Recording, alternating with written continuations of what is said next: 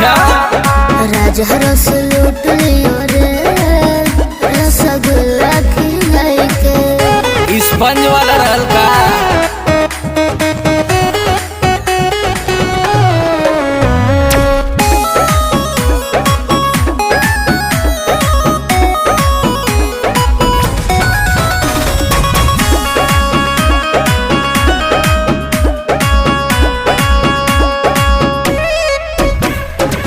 गोट गोट पी गए दूध के गिलास रे। तोहरो